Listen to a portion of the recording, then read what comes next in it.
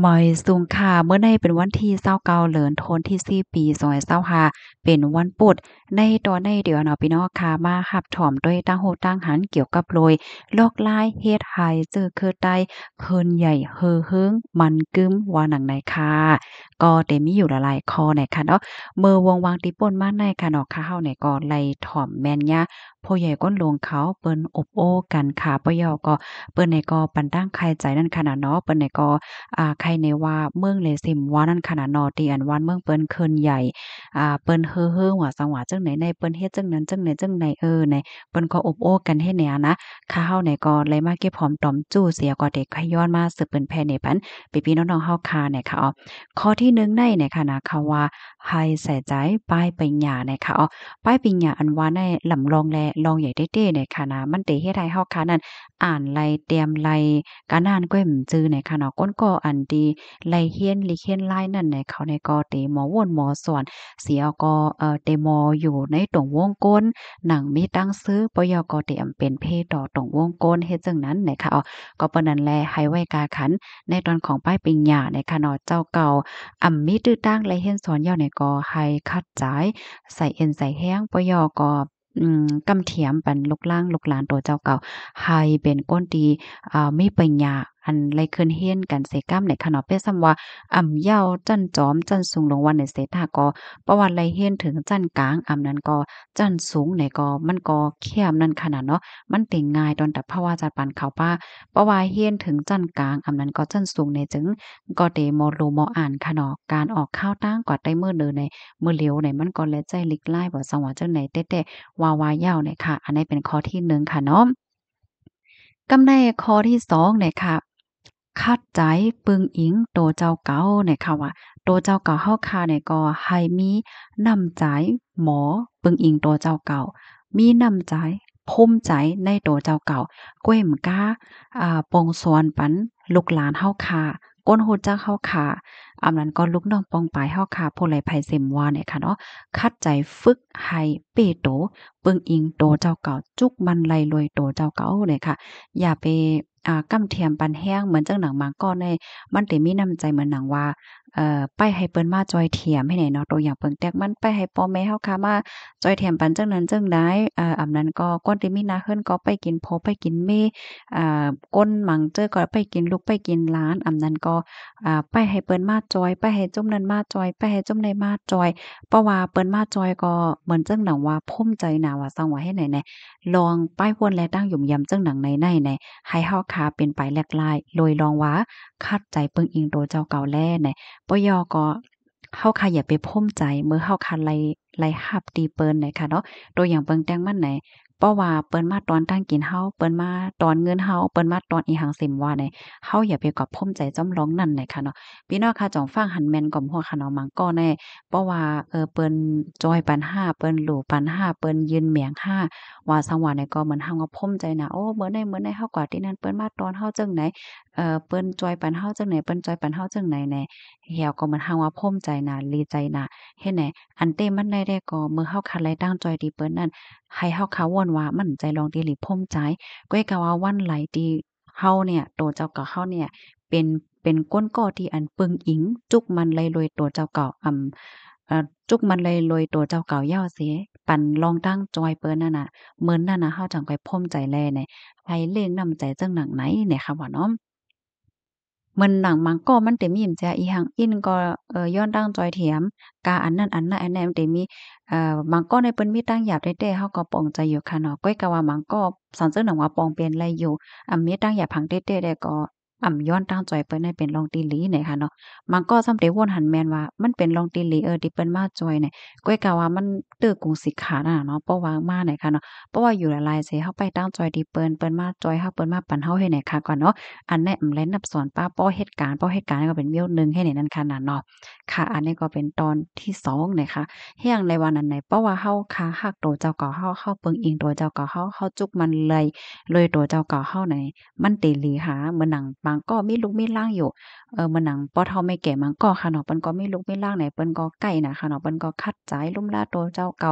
คัดใจเฮ็ดจิกคิกจ๊อกคอกเนี่ยอันนี้มันก็เป็นรองตรงหนึ่งอันหนึ่งให้ในนั้นน่ะเนาะมันเตหลีตอนดับไผอยู่หลีป้าเฮ็ดจังได๋ค่ะนะ ยอก็มาหนังมาก็ได้เอาไลโพมีน่ะโพเปิ้นได้เร่งรูล่มล่าด้วยถึงอยู่ก้อยหน่ะว่าเปิ้นเลิกดีอยู่หลายค่ะเนาะก็เฮ็ดเมียวเฮ็ดเมียวเฮ็ดไหนมันก็สร้างเปิ้นฮ้อว่าจังหือลองหลีพ่มใจปันตัวเจ้าเก่าให้ไหนน่ะตัวอย่างเปิ้งแต่งมันให้ไหนอันแค่ร้านได้ก็คัดใจเปิ้งอิงตัวเจ้าเก่าย่อก็คัดใจเป็นผู้ยินเมียงจอยเปิ้นอย่าไปไป้ตั้งจอยดีเปิ้นอย่าไปพ่มใจที่ว่าเจ้าเก่ามีก้นจอยปันยืนแหมงให้ในว่าเนาะกำไรมาแทงข้อที่3ค่ะมีหมาหน้าเพราะว่ามาด้วยเกี่ยวกับไปลองหมาหน้าในค่ะนะ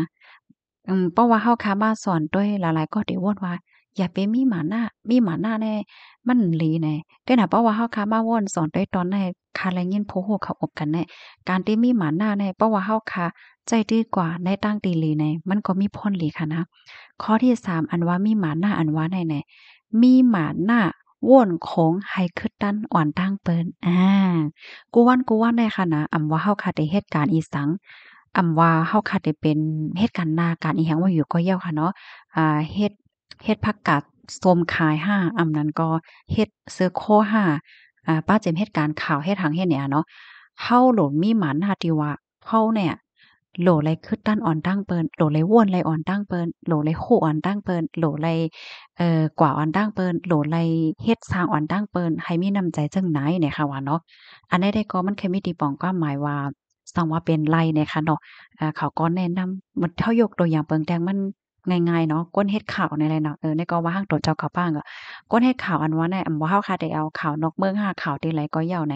เฮาโหลไรอ่อนดั้งเปิ้นเฮาโหลไรว่วนไรอ่อนดั้งเปิ้นย่อก็โครงสร้างไรอ่อนดั้งเปิ้นจะเลยว่ากว่าล้ำจ้อมดั้งหลังเปิ้นนั้นก็กว่าเอาโคเปิ้นมาเฮ็ดไหนๆมันเฮ็ดให้เฮามันเตอ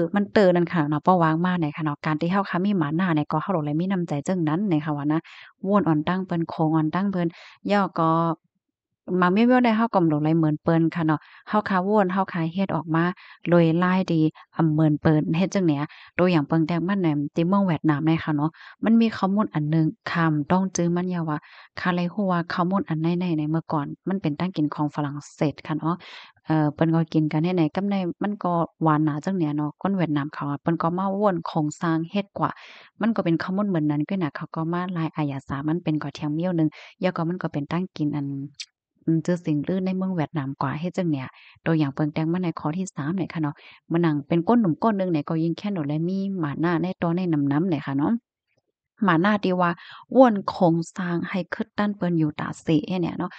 ใจว่ามีหมาหน้ากว่ากับบ้านพิษเปิ้นนั้นก็กว่าว่ากว่าหังเปิ้นเจ้านำจื้อค่ะเนาะว่าเฮาคาได้เฮ็ดลิว่าเฮาคาได้เฮ็ดการว่าเฮาได้เฮ็ดตอนไหนก็ย้าเฮาโหลดไหลให้มันคึกๆเข้มๆเข้มหรือสิอ่อนต้อนหรือสิเก่าเฮ็ดได้วะนะ ในลาดป้าตัวเจ้าก็อยู่เนี่ยเนาะกัมพี่น้องเนี่ยก็โอ้เนี่ยเนาะข้าก็คัดใจอยู่หนังเก๋าเนี่ยค่ะเนาะก็เมื่อกูวันแหนมาแทงข้อที่4ค่ะข้อที่4ในลาดว่าฟิงยามในโหลไลนี้เนี่ยค่ะว่านะเป็นซัมว่าเฮาค่ะได้มีปัญญาได้มีต่างฮู้ได้คิดตั้นเลียดไว้ตานเหือก็เย้าเพราะว่าเฮาค่ะมีฟิงยามหลีแหน่มันก็ไปไลนั่นน่ะเนาะเหมือนเฮาอยู่ในตรงวงกลลองลาดลองจ๋าจังไหนๆเฮาค่ะโหลไลมอ เฮาคาโหลไลหมอมีลองเป็นปลายนับยำเปินค่ะมันก็ได้มีปัญญาเย้าแลดเซี่ยวเย้าไหนลัดจ๋าๆก็ด้วยนาเปิ้นให้เนี่ยเนาะลาลิลาทั่งเปิ้นลงกว่าให้ไหนอันนั้นมลิเฮ็ดเนี่ยค่ะเนาะลิเฮ็ดย่อก็อย่าไปเฮ็ดล่าๆเนี่ยค่ะก้นที่มีปัญญานำตาลหือก็ยิงแค่หนูแลสติในตอนของการลาดขอความลาดเฮาเนี่ยอย่าไปให้มันกว่าเตอเปิ้นอย่าไปให้มันกว่าเตอป้ายใจเปิ้นเฮ็ดให้ว่าเนาะ เพราะว่ามาด้วยแทงฟิงหลีแทงอันหนึ่งได้ก็หมายถึงป้าก้นหมางก็ได้คางหลีกัดเขียนค่ะเนาะกินน้ำเมาลืมหางลืมโตเนี่ยอันแน่นาเมจื้อเสียงอันสร้างมาก้อยมดค่ะนะอันนั้นได้ก็ห่อมเลยว่างไผค่ะเนาะไผก็ย่อค่ะป้อเหมือนนางว่าทิ้งโตเจ้าเก่าไล่เฮ็ดเนี่ยนะมันก็เตตื้อนั่นน่ะมันตัวอย่างเปิงแต่งมันไหนเพราะว่าเป็นก้นหนุ่มก้อนหนึ่งมันก็ก้นหลงก้นหนึ่งเฮ็ดเนี่ยเนาะเปิ้นหยุ่มย้ำนับถือหนาเนี่ยเพราะว่ากว่า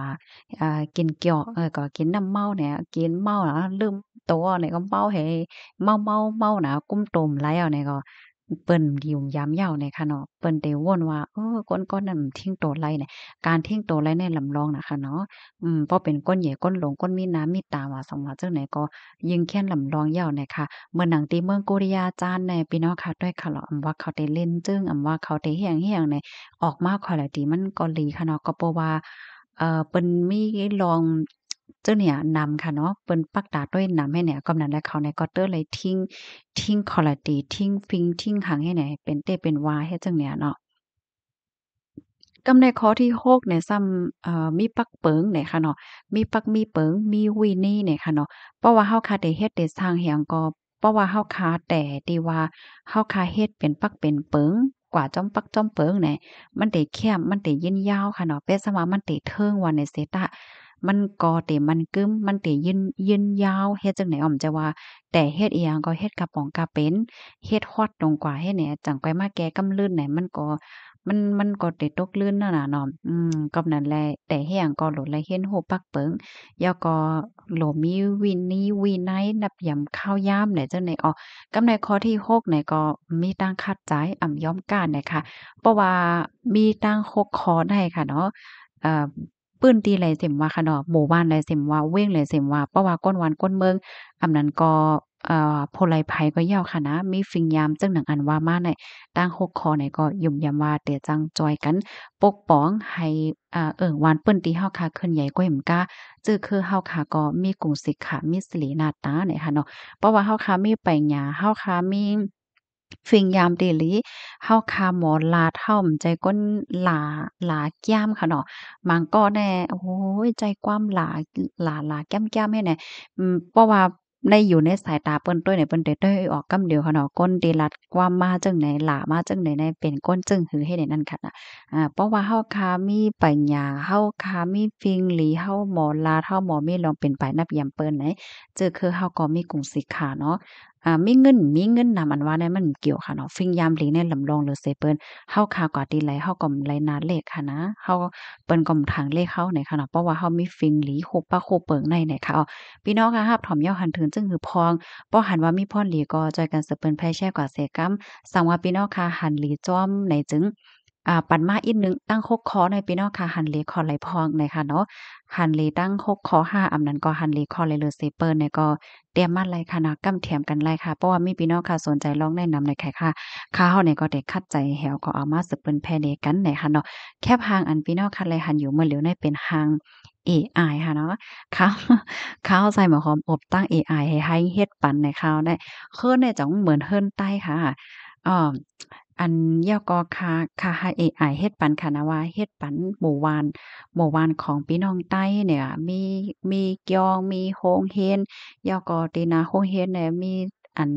จอมปิวโปกไว้สังเฮ็ดเนี่ยอะเนาะเอไอมันรู้จักจอมปิวใต้ขนาดกูก็ด้วยแหละจอมปิวใต้นั่นจ้ะเริงเขียวแหลงในกลางมีดเหลือในอันในคาราดว่าจังไหนเฮ็ดปันกำเหลียวค่ะนะคือเนี่ยจ้องเหมือนเฮิรนใต้หลีอะจอยปันตาหันถึงมาอินค่ะกูก็ค่ะยินจมกูก็ค่ะนะย้อนให้อยู่หลีกินหวานในร้อยเพศกันค่ะเอาไว้ทรงค่ะ